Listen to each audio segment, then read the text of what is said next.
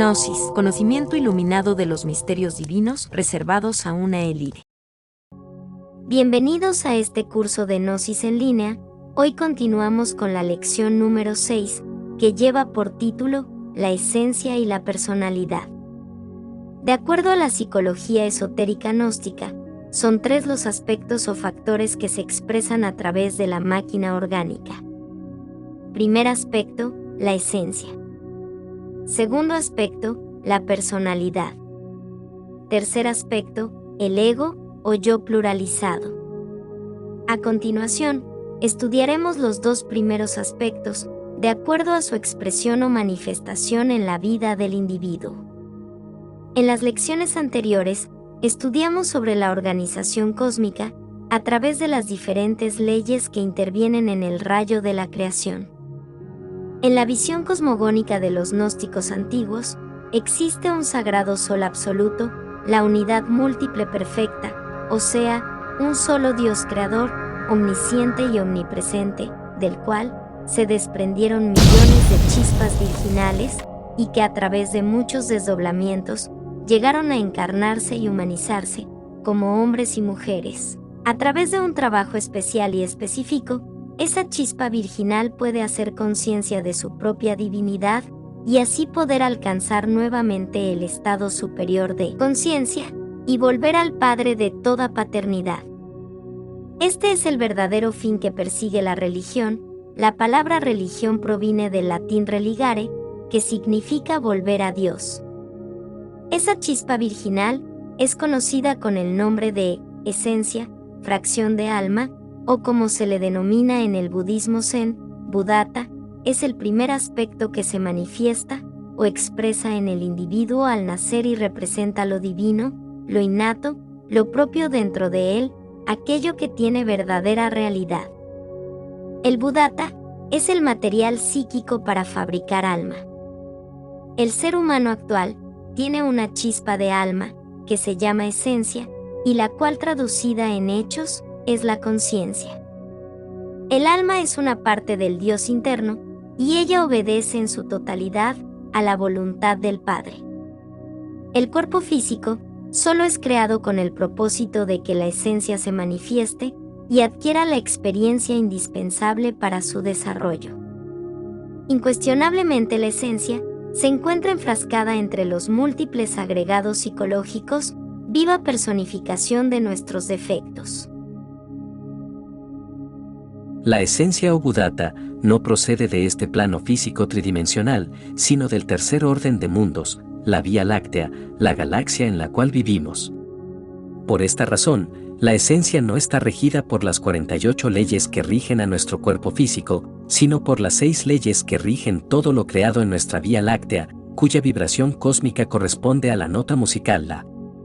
La esencia hace un recorrido desde su punto de origen hasta llegar a penetrar en el cuerpo físico que ha sido construido por nuestros padres para su alojamiento, pasando sucesivamente de nuestra Vía Láctea a nuestro sistema solar, luego al planeta Tierra, hasta llegar a nuestro cuerpo físico. Esta procedencia de la esencia, desde los planos superiores de conciencia cósmica, es lo que determina su origen como principio divino, anímico, y como tal, posee un conjunto de atributos, múltiples sentidos de perfección y extraordinarios poderes naturales, divinales, trascendentales. Nuestros padres crearon el cuerpo apropiado para la recepción de esta esencia que viene de las estrellas. Lo que hace bello y adorable a todo niño recién nacido es su esencia, esta constituye en sí misma su verdadera realidad. El crecimiento normal de la esencia en toda criatura, ciertamente es muy residual, incipiente.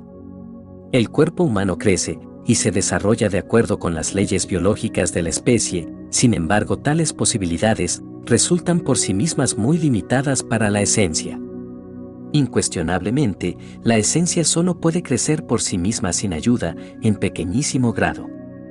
El crecimiento espontáneo y natural de la esencia solo es posible durante los primeros 3, 4 y 5 años de edad, es decir, en la primera etapa de la vida. La gente piensa que el crecimiento y desarrollo de la esencia se realiza siempre en forma continua, de acuerdo con la mecánica de la evolución, mas el gnosticismo universal enseña claramente que esto no ocurre así. Con el fin de que la esencia crezca más, algo muy especial debe suceder, algo nuevo hay que realizar. Nos referimos en forma enfática al trabajo sobre sí mismo. El desarrollo de la esencia es posible únicamente a base de trabajos conscientes y padecimientos voluntarios. Es necesario comprender que estos trabajos no se refieren a cuestiones de profesión, bancos, carpintería, albañilería, arreglo de líneas férreas o asuntos de oficina. Este trabajo es para toda persona que ha desarrollado la personalidad, se trata de algo psicológico. Todos nosotros sabemos que tenemos dentro de sí mismos eso que se llama ego, yo, mí mismo, sí mismo. Desafortunadamente, la esencia se encuentra embotellada, enfrascada, entre el ego y esto es lamentable. Disolver el yo psicológico, desintegrar sus elementos indeseables, es urgente, inaplazable, impostergable, así es el sentido del trabajo sobre sí mismo. Nunca podríamos libertar la esencia sin desintegrar previamente al yo psicológico. En la esencia está la religión, el Buda, la sabiduría, las partículas de dolor de nuestro Padre que está en los cielos y todos los datos que necesitamos para la autorrealización íntima del ser. Nadie podría aniquilar el yo psicológico sin eliminar previamente los elementos inhumanos que llevamos dentro. Necesitamos reducir a cenizas la crueldad monstruosa de estos tiempos, la envidia que desgraciadamente ha venido a convertirse en el resorte secreto de la acción, la codicia insoportable que ha vuelto la vida tan amarga, la asqueante maledicencia, la calumnia que tantas tragedias origina, las borracheras, la inmunda lujuria que huele tan feo, entre otras. A medida que todas esas abominaciones se van reduciendo a polvareda cósmica, la esencia, además de emanciparse, crecerá y se desarrollará armoniosamente. Incuestionablemente, cuando el yo psicológico ha muerto, resplandece en nosotros la esencia. La esencia libre nos confiere belleza íntima, de tal belleza emanan la felicidad perfecta y el verdadero amor. La esencia posee múltiples sentidos de perfección y extraordinarios poderes naturales. Cuando morimos en sí mismos, cuando disolvemos el yo psicológico, gozamos de los preciosos sentidos y poderes de la esencia. A medida que todas esas abominaciones se van reduciendo a polvareda cósmica, la esencia, además de emanciparse, crecerá y se desarrollará armoniosamente. Incuestionablemente, cuando el yo psicológico ha muerto, resplandece en nosotros la esencia. Normalmente la gente tiene un 3% de conciencia despierta y un 97% de subconsciencia. Pero si se desintegra algunos agregados psíquicos aumentaría el porcentaje. Si la humanidad tuviera un 10% de conciencia despierta, ya no habría guerras en el mundo, y cuando alguien consigue tener siquiera un 50% de conciencia despierta, logra la percepción objetiva real de los fenómenos naturales. Las gentes comunes y corrientes no logran la percepción objetiva de los fenómenos. Cuando morimos en sí mismos, cuando disolvemos el yo psicológico, gozamos de los preciosos sentidos y poderes de la esencia. El alma se forma gradualmente a base de enormes esfuerzos conscientes y padecimientos voluntarios. El proceso para el nacimiento del alma puede compararse al del nacimiento de un bebé a partir de la concepción. Constituye parte fundamental del trabajo esotérico gnóstico. El trabajo para desarrollar la esencia hasta convertirla en alma es de tipo psicológico y alquimista. Así, la esencia se convierte en perla seminal, más tarde deviene el embrión áureo y finalmente con la formación del alma, viene el verdadero nacimiento segundo del que se habla en el capítulo 3 del Evangelio de Juan y entonces, el iniciado se convierte en un auténtico hijo de Dios. Todo aquel que es nacido de Dios, no practica el pecado, porque la simiente de Dios permanece en él, y no puede pecar, porque es nacido de Dios. Primera de Juan capítulo 3, versículo 9. Sabemos que todo aquel que ha nacido de Dios, no practica el pecado, pues aquel que fue engendrado por Dios le guarda, y el maligno no le toca. Primera de Juan capítulo 5, versículo 18. El segundo aspecto que se manifiesta en el hombre es la personalidad, la cual es un vehículo o instrumento de acción y manifestación creado por el individuo para relacionarse con el medio en donde se desenvuelve. En tal sentido, la personalidad es aquello que no le es propio al individuo, representa lo que viene de afuera, del mundo exterior, lo que se ha aprendido en el hogar, en la calle, en la escuela, entre otros. La personalidad se forma durante los primeros 7 años de nuestra vida, luego continúa desarrollándose y robusteciéndose a través del tiempo. El ambiente familiar, la vida de la calle y de la escuela, dan a la personalidad humana su tinte original característico.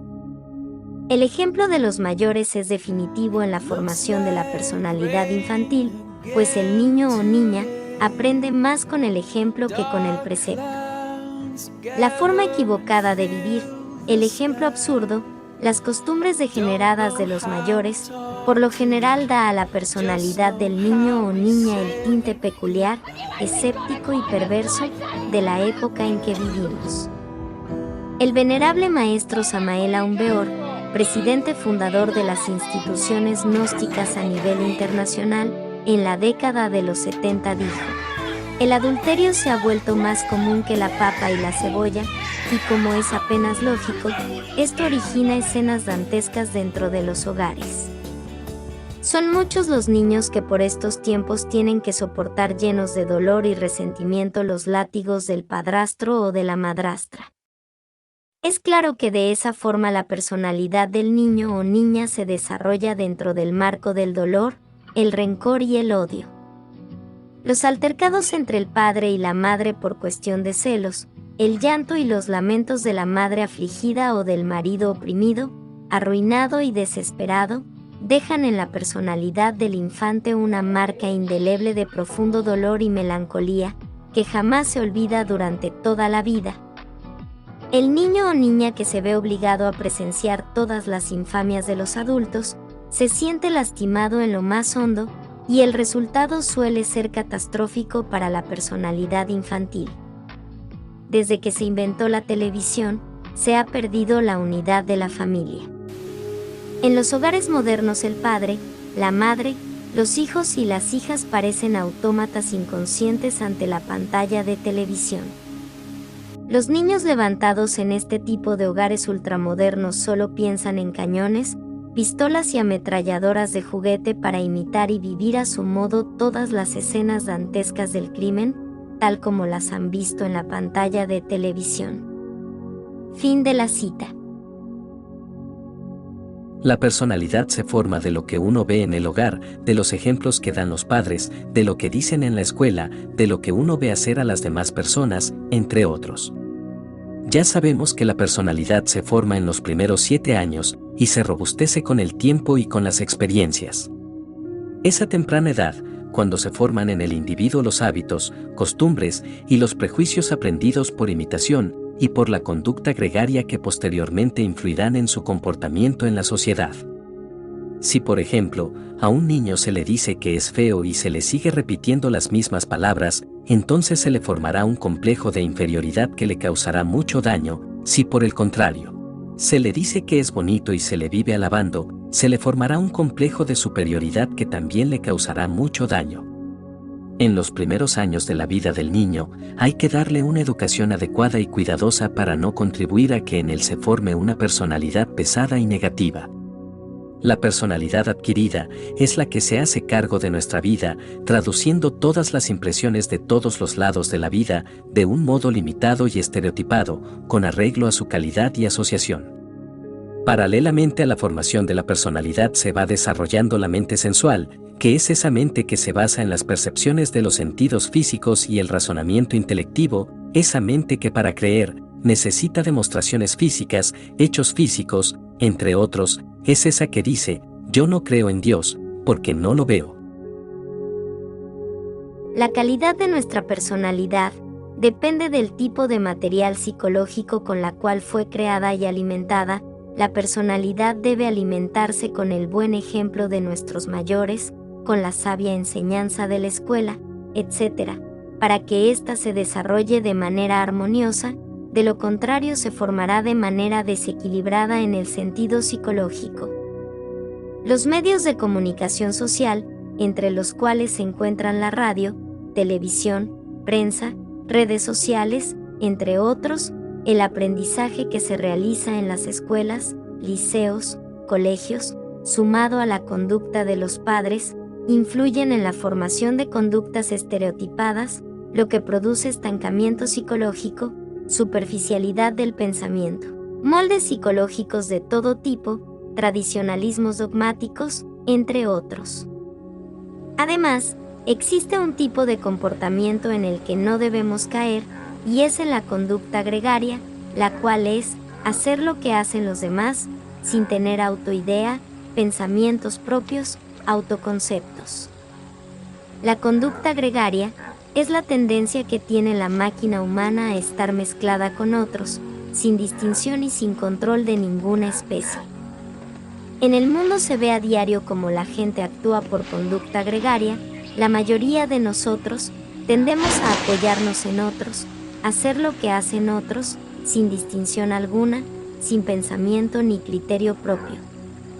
Si vemos un grupo de manifestantes que están protestando por algo, y si nos identificamos con ese evento, al final terminaremos uniéndonos al grupo, y al rato estaremos también protestando al igual que ellos, sin haber hecho conciencia verdadera del fundamento de la tal protesta.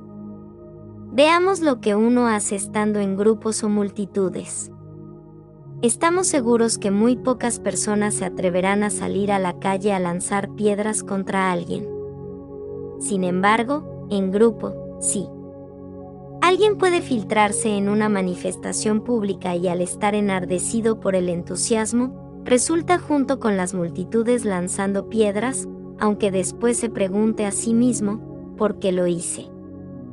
Cuando la persona reflexiona sobre la conducta gregaria, se puede perfectamente modificarla y hacer de la vida algo mejor. El medio que existe para no caer en la conducta gregaria es la reflexión, la concentración en el ser, para de esta manera no hacer lo que nos digan, lo que hacen los demás sin razón lógica.